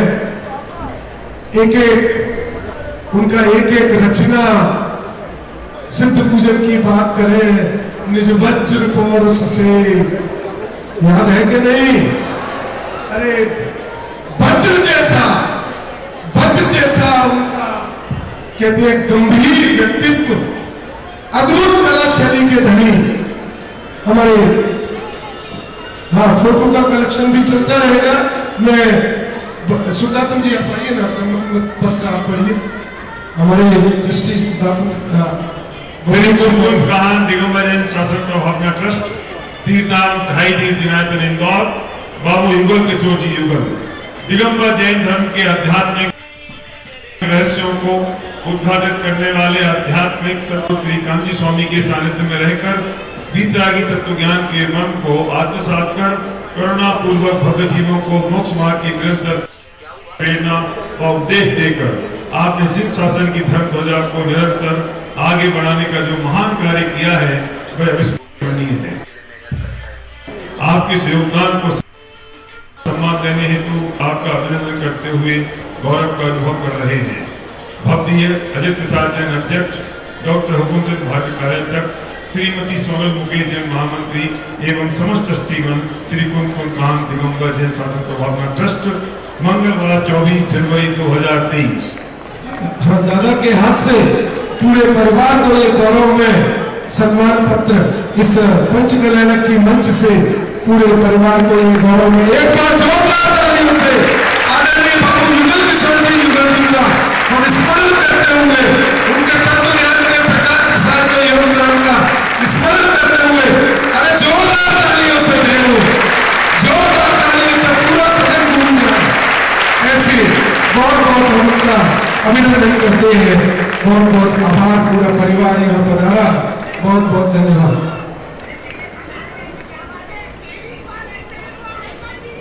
हमारे 6 विद्वानों की ऐसी परंपरा जिन्होंने पूज्य गुरुदेव श्री के द्वारा उद्घाटित अध्यात्म को, भेद विज्ञान को जन जन तक पहुंचाया, उसमें एक नाम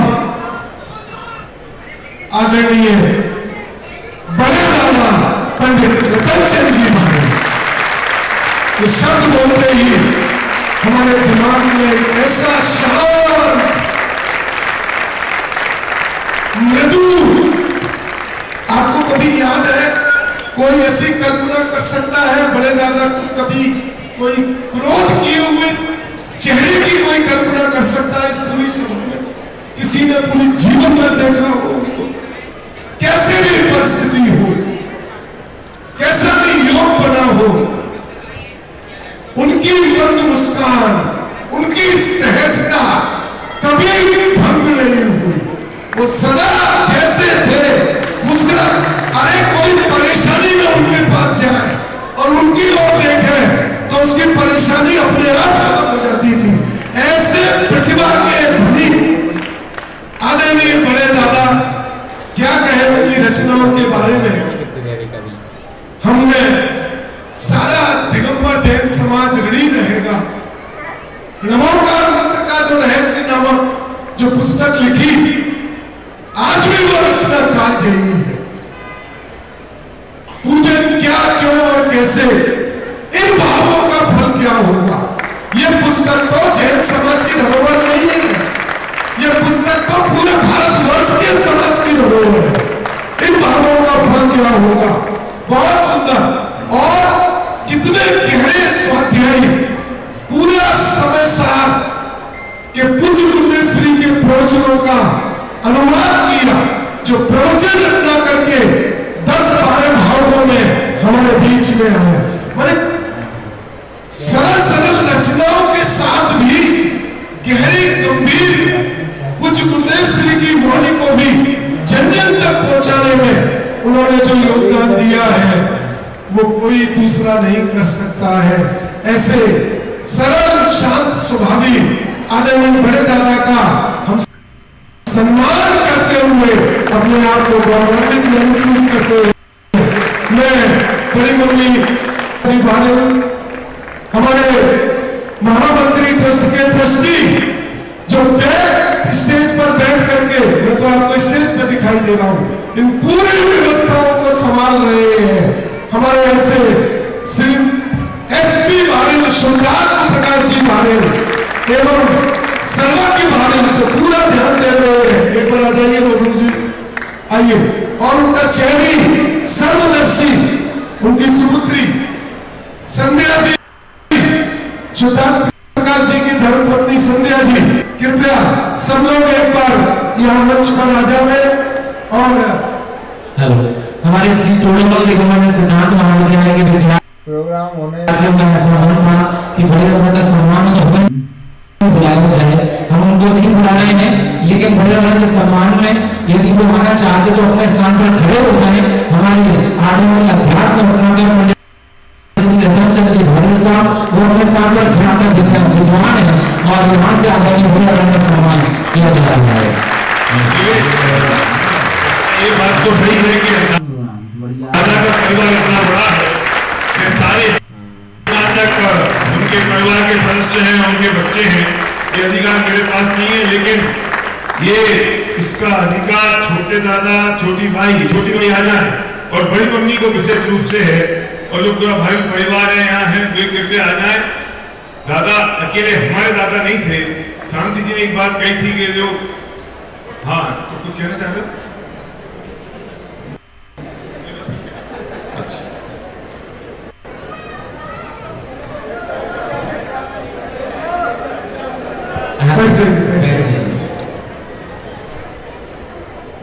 बड़े दादा के लिए मैंने कुछ पंक्तियां लिखी थी, जिसमें उनका व्यक्तित्व आदर्शों पर अड़े खड़े, हर असहाय के साथ खड़े थे। बड़े नहीं, वे बहुत बड़े थे।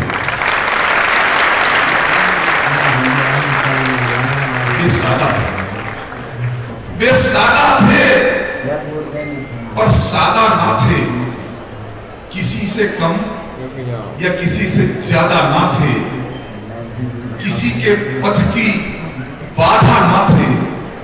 दादा थे पर वे दादा ना थे।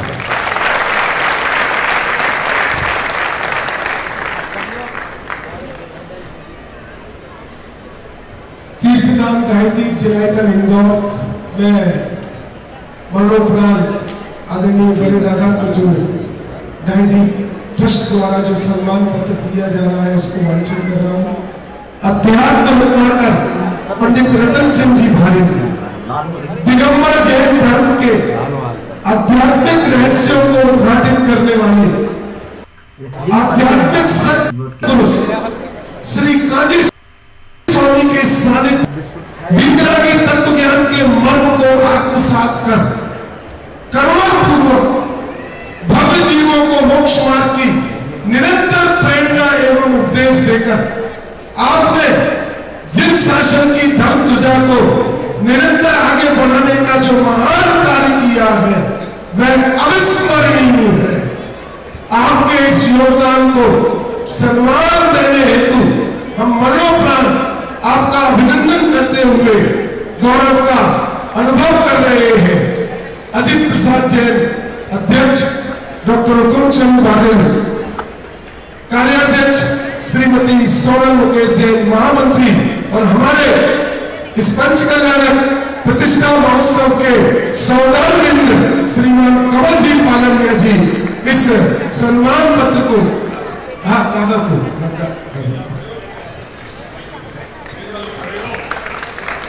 तो सारे दादा विद्वान खड़े हो गए अपनी जगह। जोरदार लड़ाई से आदमी मनुष्य उधर चली भारत साहब और साहब हमारे आदरणीय बड़े बाबा श्री सिद्धार्थ महाविद्यालय के यशस्वी प्राचार्य और जो लोग विद्यार्थी निवास नहीं होगा चाहे उसने कितनी भी बड़ी जर्नी की हो, ऐसे हमारे सरल स्वभाव और सरल मन के आदरणीय से लेकर चलिए भारत साहब आदरणीय बने जाएगा।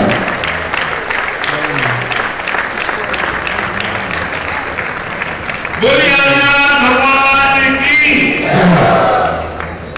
अब मैं बात कर रही सानिध्य में रहकर के ही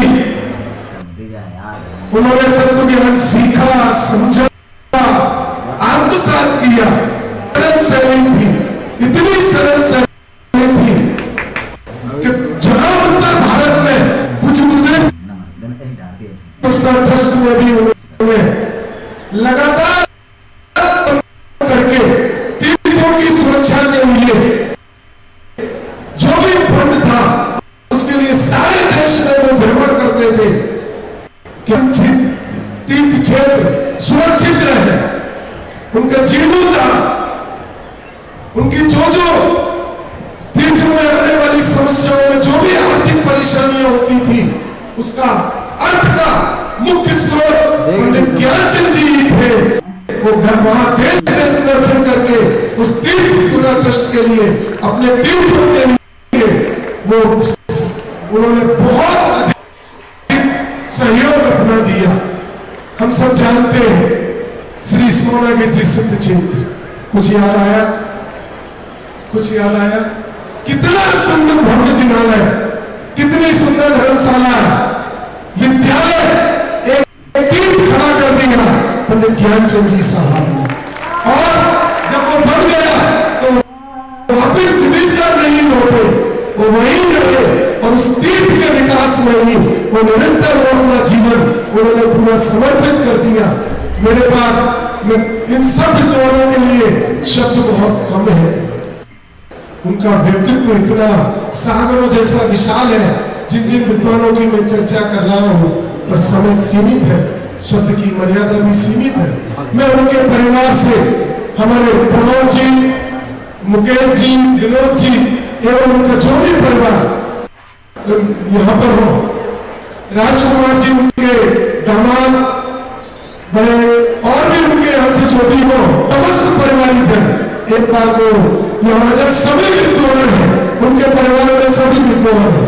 हमारे मुकेश जी भी जयपुर के स्मारक भवन के विद्वान है, हमारे राजकुमार जी भी तो हमारे अभिनंदन जी के बैचमेट है और विनोद जी भी जयपुर में, उनका पूरा परिवार स्मारक भवन में हुआ है। और बहुत ऐसा हम कहें बहुत उत्कृष्ट परिवार जो आज पंडित ज्ञानचंद जी के बाद भी निरंतर जिनवाड़ी की सेवा तत्व के प्रचार प्रसार में लगा हुआ है। ऐसे हम इस परिवार को अपने बीच पाकर आज पंडित ज्ञानचंद जी का गौरव करते हुए मरणोपरांत हम उनका अभिनंदन करते हैं। सुदातन जी पढ़िए।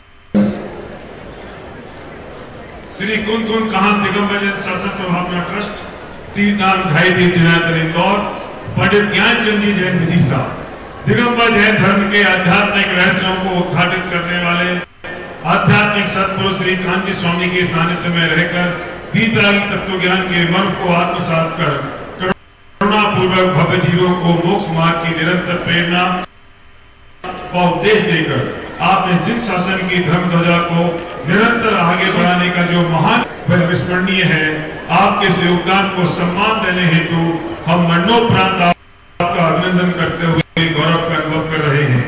भाई अजित प्रसाद जैन अध्यक्ष, डॉक्टर हुकुमचंद भाई कार्याध्यक्ष, श्रीमती सोनल मुकेश जैन महामंत्री एवं समस्त ट्रस्टीगण श्री कुन काहन दिगंबर जैन शासन प्रभावना ट्रस्ट मंगलवार 24 जनवरी 2023 आदरणीय डॉक्टर साहब के हाथ से पूरे परिवार को ये पंडित ज्ञानचंद जी साहब की स्मृति में ये मरणोपरांत ये उनका सम्मान पत्र अभिनंदन पत्र जोरदार तालियों से हम उनका अभिनंदन करते हैं। उनके विनय है कि उन्होंने जो हमें तत्व ज्ञान दिया वो आज हमारे बीच है और वो युगों तक जीवित रहेगा। बहुत बहुत बहुत बहुत धन्यवाद वो हमारे बोले पर यहाँ आए।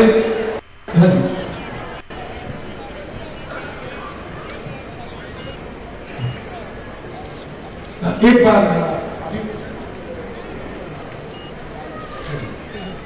हमारे बीच हम सब जानते हैं पंडित वीरेंद्र कुमार जी जैन आगरा, बहुत शांत सरल स्वभाव के विद्वान हम सब जानते हैं। वो जन्म से कुछ गुरुदेव श्री से नहीं जुड़े थे। पंडित टोडरमल सिद्धार्थ ट्रस्ट द्वारा जो प्रशिक्षण शिविर होते हैं उसमें आगरा में जब प्रशिक्षण शिविर लगा था, पंडित खेमचंद जी भाई आदरणीय बाबू भाई सब उस शिविर में पधारे थे। तब पहली बार उन्होंने पूज्य गुरुदेव श्री को सुना। मैंने प्रशिक्षण शिविरों का कितना है, प्रशिक्षण शिविरों में कितने कितने बड़े विद्वान बना और जो हमारे बीच नहीं रहे, पर उनका ऋण उन्होंने जो हमें कुछ गुरुदेव श्री का दंड दिया उस ऋण के हम आज भी कृतज्ञ हैं। हम उनका अभिनंदन करते हैं, हम उनका गौरव करते हैं और अभिनंदन करते हैं। वीरेंद्र कुमार जी के परिवार से कोई आया हो, मेरे ख्याल से हम उनके यहाँ भिजवा देंगे। हाँ, नहीं उनके परिवार से मान लीजिए क्योंकि आगरा भाई विपिन जी भी आगरा के हैं, तो मैं उसे पढ़ रहा हूँ और विपिन जी से निवेदन करता हूँ वो दादा के पास पहुंच जाए इसे ग्रहण करने के लिए।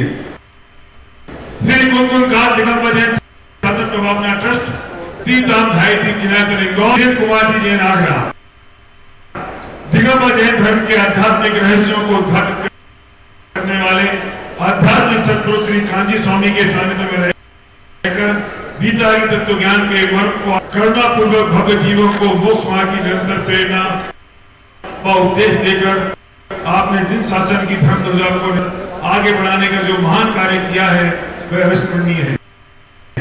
आपके इस योगदान को सम्मान देने हेतु हम मरणोपरांत आपका अभिनंदन करते हुए गौरव का अनुभव कर रहे हैं।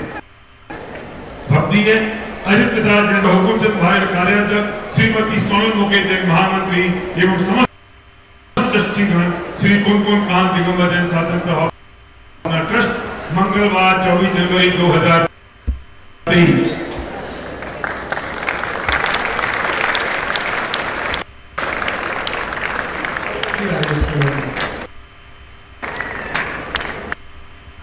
मैं आगरा में से वीरेंद्र जी के बिहाफ पर, उनके परिवार के बिहाफ पर मैं ये सम्मान उनके घर तक पहुंचा दूंगा। ये मैं सदन को आश्वस्त करता हूं।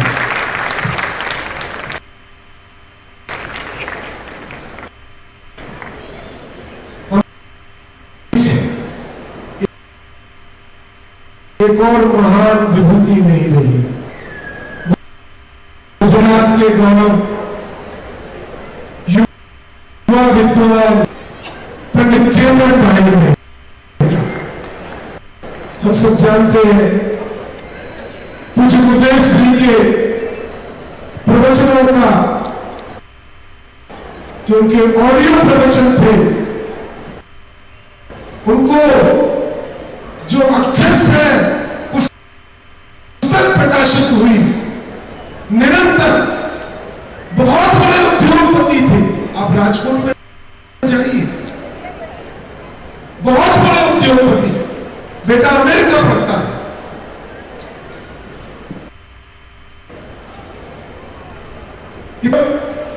करोड़ों की कमाई, पर उन्होंने अपना जीवन कुछ गुरुदेव श्री की वाणी को अक्षर से पुस्तकों में बदलने में पूर्ण जीवन, एक प्रवचन को जब लिखना सुन करके तो 1 घंटे की टेप को कम से कम 24 घंटे सुनना पड़ता। और ऐसे सुने और अक्षर से लिखे, लिखने के बाद जब पुस्तकाकार हुए तो उसका अनुवाद मतलब उसको देखा कि कहीं कोई गलती तो नहीं हुई। ऐसे इतने निरंतर स्वाध्यायी कुछ गुरुदेव श्री की वाणी को जन तक पहुंचाने में जिनका बहुत गहरा योगदान है, ऐसे पंडित चेतन भाई भी आज हमारे बीच नहीं है। उनको तो कोविड ले गया, घर आए थे, 1 दिन पहले लोगों की बात हुई, आज अस्पताल से छुट्टी मिलने वाली है, पर होनी का लिखा कौन बदल सकता है। और हमारे बीच में से एक युवा विद्वान, हमें तो युवा ही कहता, बहुत ऊर्जावान, और चेतन भाई की गुजराती शैली इतनी अच्छी थी कि जब वो प्रवचन करते थे तो लोग मंत्रमुग्ध होकर के उनके प्रवचनों को सुनते रह जाते थे। बहुत गहरी गंभीर चर्चा करने वाले हमारे चेतन भाई आज हमारे नहीं है, मरणोपरांत हम उनका सम्मान करते हैं। उनकी धर्मपत्नी श्रीमती बीना बहन यहाँ पर उपस्थित है। श्रीमती बीना बहन में उनसे विनम्र अनुरोध करूंगा कि कृपया सोनम जी भी आ जाए। बीना बहन, सुधाकर जी। श्री कुंकान दिगंबर जैन शासन भावना ट्रस्ट जिनायतन इंदौर, पंडित चेतन भाई मेहता राजकोट, दिगंबर जैन धर्म के आध्यात्मिक रहस्यों को उद्घाटित करने वाले आध्यात्मिक स्वामी के सानिध्य में रहकर बीतरागी तत्व ज्ञान के मर्म को आत्मसात कर करुणा पूर्वक भव्य जीवों को मोक्ष मार्ग की निरंतर प्रेरणा और उपदेश देकर आपने जिन शासन की धर्म ध्वजा को निरंतर आगे बढ़ाने का जो महान कार्य किया है वह अविस्मरणीय है। आपके इस योगदान को सम्मान देने हेतु हम मरणोपरांत आपका अभिनंदन करते हुए गौरव का अनुभव कर रहे हैं। भक्ति अजित प्रसाद जैन अध्यक्ष, डॉक्टर हुकुमचंद भारत कार्याध्यक्ष, श्रीमती सोनल मुकेश जैन महामंत्री एवं समस्त ट्रस्टीगण श्री कुंकुन कान दिगंबर जैन शासन प्रभावना ट्रस्ट, मंगलवार 24 जनवरी 2023।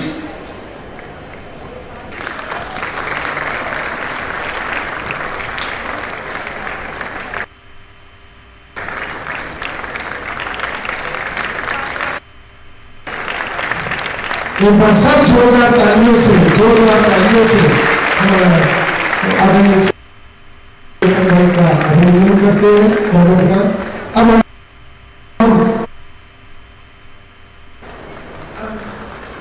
सभी को 2008 में ढाई द्वीप की शुरुआत हुई थी और उस समय यह एक सपने के बराबर ही लगता था, और इस सपने को साकार करने में बहुत लोगों का योगदान रहा है, जिनको आज मैं धन्यवाद देना चाहती हूँ।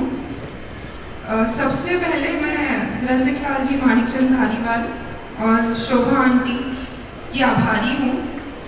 जिस समय कोई भी साथ में नहीं खड़ा था पापा के, उस समय वो लोग खड़े थे।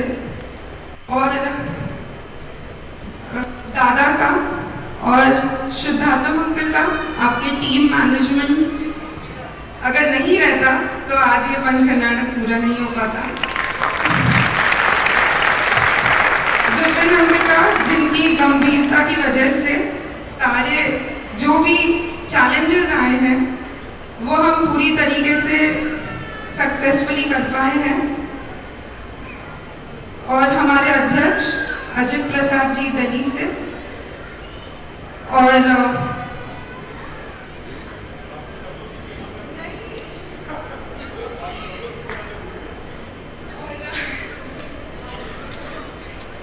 और पापा के 3 अनमोल रतन, प्रेम भैया, विवेक भैया और अशोक भैया,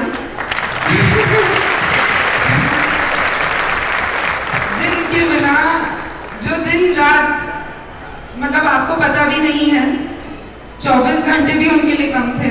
उन्होंने अपना पूरा जीवन, पूरी लाइफ ढाईदीप के लिए करी है। तो इन सब के लिए मैं आभार व्यक्त हूँ। और अगर मैं किसी का नाम भूल रही हूँ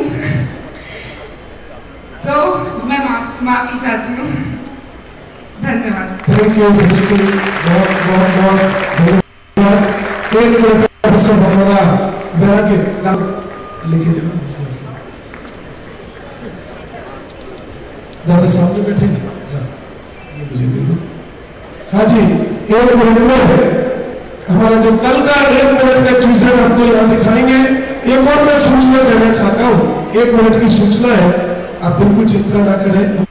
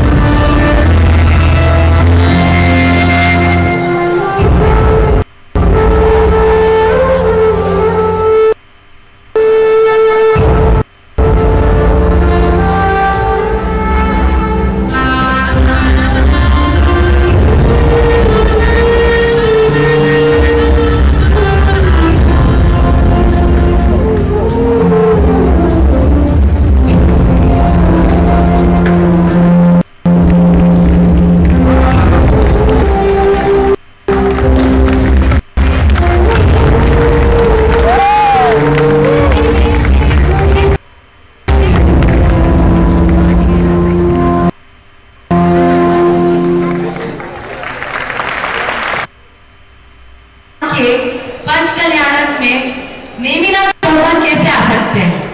तो बात ऐसी थी कि एक बार आदिनाथ भगवान के समवशरण में किसी ने प्रश्न पूछा कि नेमिनाथ भगवान को वैराग्य कैसे होगा, और बस उसी का उत्तर आपके सामने हम यहाँ प्रस्तुत करने जा रहे हैं।